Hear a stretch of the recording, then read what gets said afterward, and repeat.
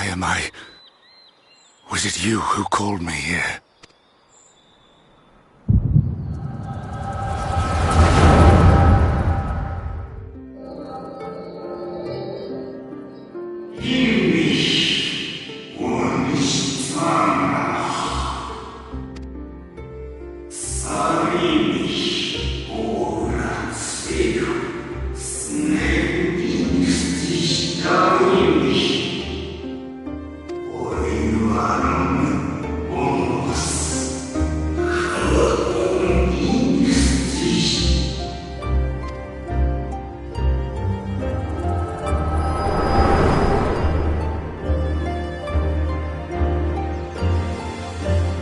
So you peered into my memories. No matter. You will have found little of import. But I see you intended to summon me here no more than I intended to come. The fault is mine. Such is the burden of hope.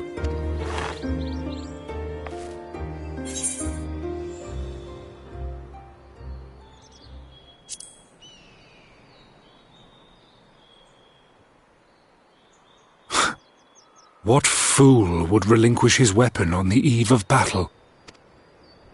That which I do is no different from that which you have done so many times, Warrior of Darkness. I arm myself, I hone my skills, I make ready to vanquish my enemy. You. You who have murdered my brothers, who have taken their selfless labors in service to the one true world and turned them to ash. I see you for what you are. You are death, and only in death shall you serve any purpose. The Convocation charged me to steer mankind and the very star upon their true course. As Elidibus, it is my duty, and I shall see it done. I will strike you down. Destroy you body and soul. All else must wait.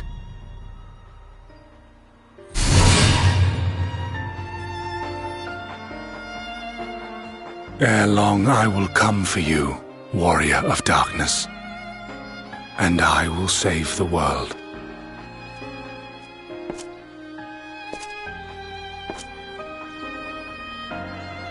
One last matter. I bore witness to your final struggle with Emet-Selch. It seemed as if he saw something familiar in you. As if he mistook you for another.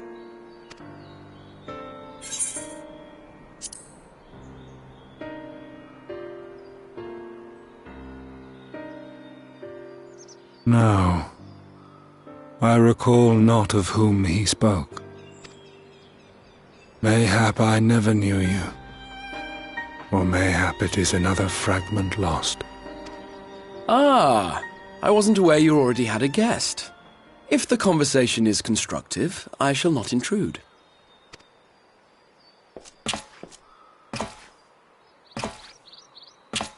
But if you seek to stir up trouble, Elidibus, then I must insist you leave at once.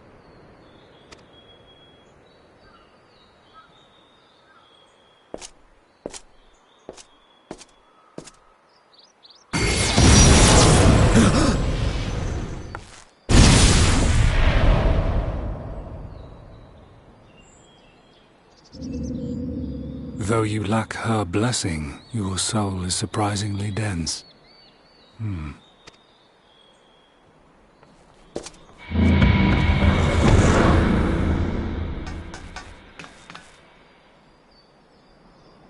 Worry not. I seem to be unharmed.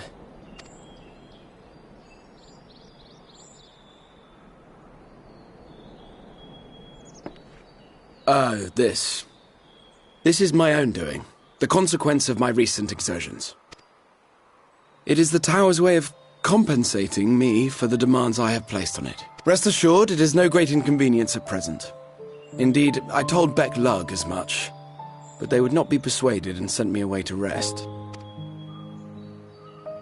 No need to make a fuss.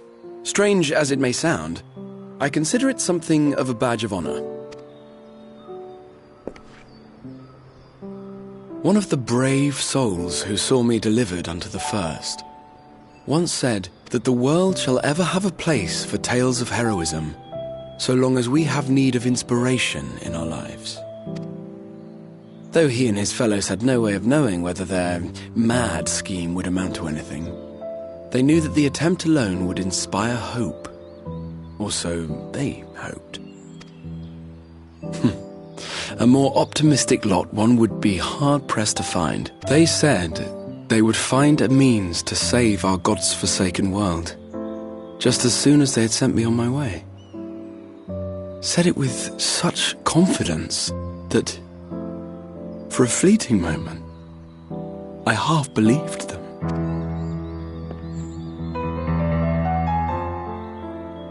Such faith. Such courage in the face of unrelenting despair. For a long time, it was more than I could bear to remember them.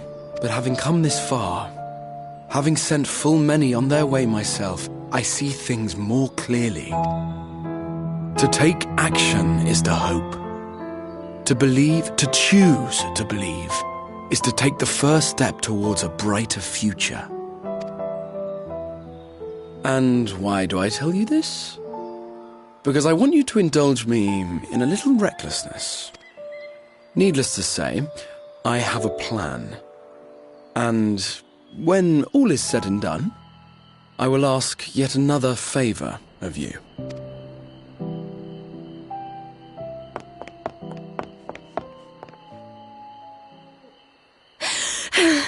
You're both here.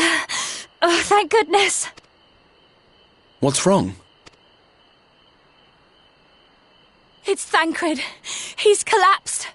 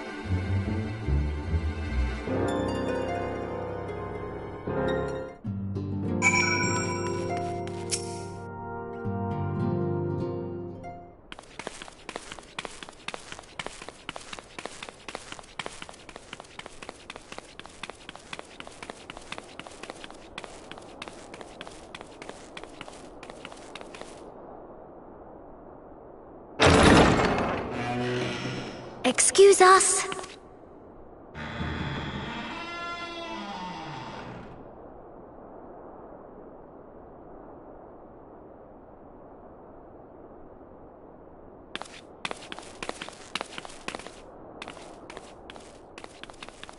This way.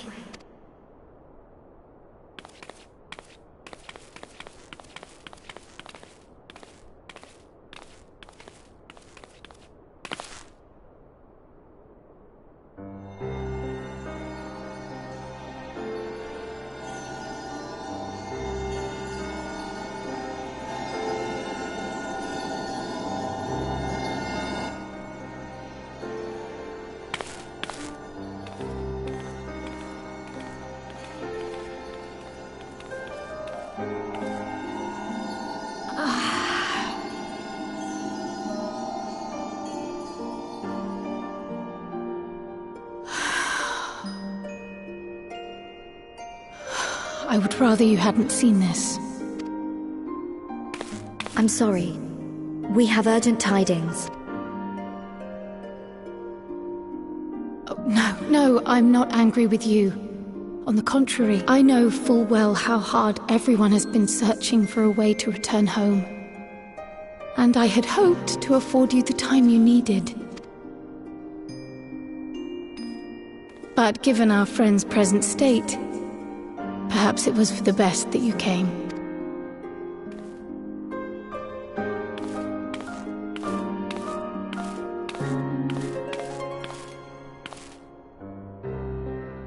Stiff and cold, all of them.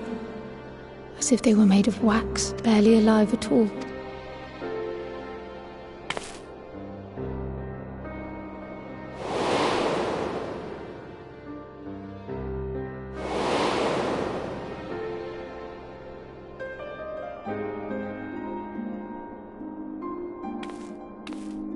And they had been doing so well. Save for occasional signs of etheric instability, they appeared to be in passable health. Then, quite without warning, things took a turn for the worse. A change for which even Master Matoya could offer no explanation. She could only remind me that the soul is yet an unknown frontier, and that much and more lies beyond our ken. But let's not lose heart just yet. At times like these, it is all the more important that we remain positive. Why? I but this moment succeeded in quelling a fluctuation in Thancred's ether. And while the others have weakened, they have remained relatively stable. I believe I may leave my post for a moment. So come, let me hear your tale outside.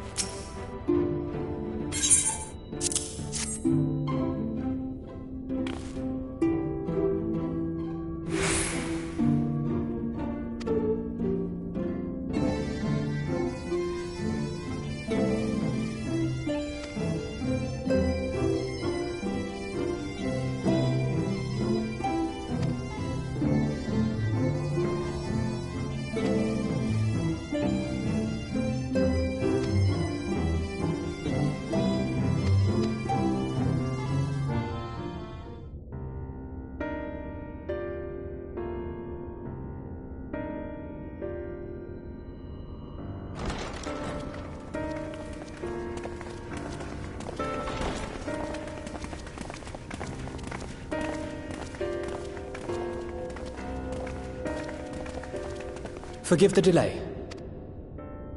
We have visited every region and confirmed the presence of Ascians throughout the realm. Lest a grave predicament be made to seem hopeless, it should be noted that they are of inferior rank. The black-masked minions who answer to the Red. Yes, a gaggle of schemers attempting to exploit recent events to sow the seeds of petty conflict. Fortunately, nothing of any great concern has come of their meddling just yet. We also encountered a number of the Crystarium's former defenders, busily solving this problem and that in a bid to become warriors of light. Their zeal is to be applauded. 'Tis but a pity I cannot encourage them on their course. Not knowing Elidibus set them upon it, no. Both the troubles to be solved and the villains to be vanquished are his doing too, like as not. And so, with apologies to the aspiring warriors of light, I believe it best that we deal with the Ascians quickly and quietly. I quite agree. But tell us, what news from the source? How fare our bodies?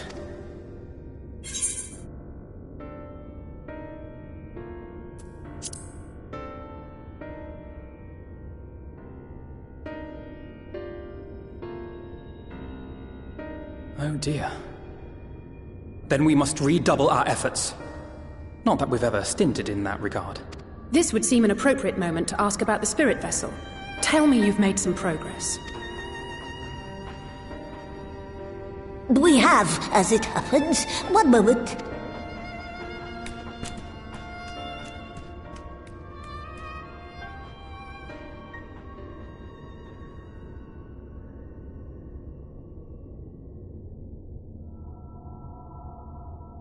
The red stones.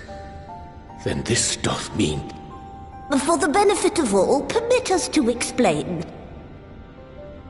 As you will recall, using white auracite as our starting point, we fashioned a vessel for mind and memory both. Yet, though it served this purpose admirably, the process of imbuing it with one's complete essence proved a somewhat thornier proposition.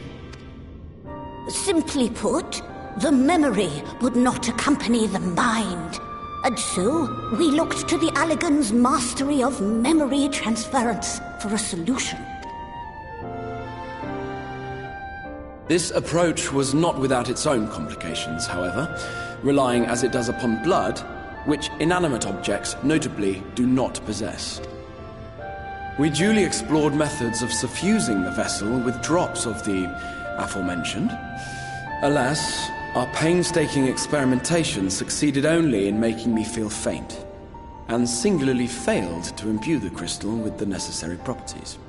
It was then that an idea occurred to me, namely that we might fuse the vessel not with normal blood, but with my crystallized essence.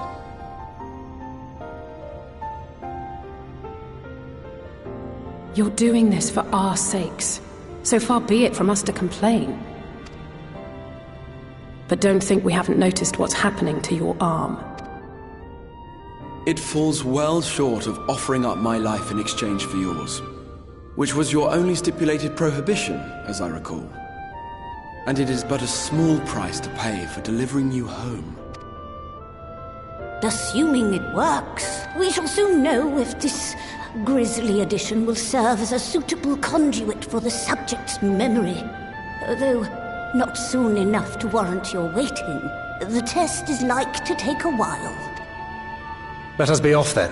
We have Ascians to attend to, among other things. Forgive me, but I count 6 vessels, and there are only 5 of us. One is for testing purposes. I will personally use it to see whether the crystal functions as it should. And if it does, wouldn't that mean that your soul could also return to the source? Yes. In theory, at least. But there is a distinct difference between your circumstances and mine. While your corporeal forms want for souls, my past self does not. Mayhap our essences would blend, or mayhap they would curdle. There is no telling what might occur. And you'd be willing to take that risk?